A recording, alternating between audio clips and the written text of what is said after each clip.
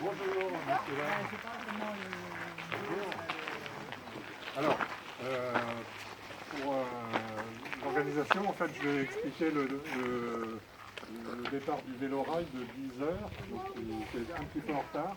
Donc les personnes qui partent au Barnet vont partir à 10h30. Vous avez un petit peu de temps, je vous referai le commentaire tout à l'heure. Donc bienvenue à tous, et puis vous allez embarquer sur le vélo-rail du Morvan. Alors vélo-rail du Morvan qui utilise l'ancienne voie ferrée qui reliait auparavant Autun au sud, à Avallon au nord, en passant par Saulieu. Donc une ligne qui avait été inaugurée en 1882 et par le pavillon Méditerranée entre Maison-Dieu au sud d'Avallon et Dracy-Saint-Loup au nord d'Autun. En fait, il y avait deux lignes est-ouest qui ont été reliées par ce barreau de 80 km. Alors à l'économie, vous le verrez, c'est une ligne qui est tortueuse et puis qui n'a pas de tunnel, donc elle monte jusqu'à Saulieu à une altitude d'environ 500 mètres. Et vous allez monter à Manlay, vous allez atteindre 430 mètres d'altitude, sachant qu'ici on est à l'altitude, vous voyez sur la pierre angulaire du Gard, on est à 317 mètres. Donc ça monte 210 mètres sur les 11 km, donc ça monte sûrement, lentement mais sûrement.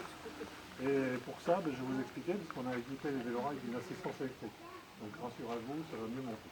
Alors je vous accueille avec une casquette de CFD, parce que ici, la particularité jusqu'en 2005, c'est que l'exploitation était assurée par les chemins de fer départementaux. C'était une société familiale qui était aussi basée à Autun et qui a exploité toutes les gares, toute la ligne entre Autun et Avallon jusqu'en 2005 où SNCF a repris via une filiale l'exploitation et a assuré le service jusqu'en 2011, fin d'activité voyageurs en décembre 2011 et un peu de fret jusqu'en 2014. Voilà. Donc tout s'est arrêté en 2015. Depuis 2015, la ligne est inexploitée entre Autun et Avallon. Donc la végétation a repris son droit, hein, les arbres commencent à pousser. Alors la section que j'ai repris pour l'exploitation du vélorail fait 11 km, c'est ce que vous allez faire. Donc sur cette partie-là, on essaie d'entretenir le mieux possible. Vous verrez peut-être quelques ronces qui ont tendance à bien pousser malgré la sécheresse. Alors vous méfierez bien, je ne pense pas qu'il y ait de fumeurs. Méfiez-vous quand même surtout pas en ce moment. Non, je fais plus, c'est tout. Alors ça met moins le feu, mais c'est pas mieux. Voilà. Donc le vélo-rail. Alors je vais vous expliquer son fonctionnement. Vous pouvez rester à l'ombre si vous voulez. Hein. Je vais me déplacer un petit peu. Donc le vélo-rail, il est équipé d'une assistance électrique. Donc le moteur qui se trouve là, c'est un moteur électrique qui va être alimenté par une batterie qu'on vous a installée ici.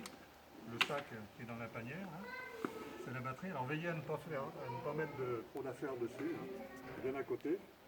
Vous avez un coupe-circuit qui est là, qui est obligatoire. Alors vous n'y touchez pas, lui. Hein. Le coupe-circuit, il est là que vraiment s'il y a le feu à la batterie, ça arrive très rarement, heureusement. Le moteur va s'enclencher, va se mettre en route quand vous allez alimenter, pédaler 3-4 tours complets de pédalier, il va s'alimenter tout seul, il va sentir qu'il y a un effort à fournir, donc il va se mettre en marche et il va vous aider à grimper. Alors, de ce côté-là, il y en a un, de ce côté-là, il n'y en a pas. Le seul moteur de ce côté-là suffit à entraîner les 250 kg de vélorail, plus les 4 personnes dessus, sans problème. Donc, par contre, il faut maintenir un rythme.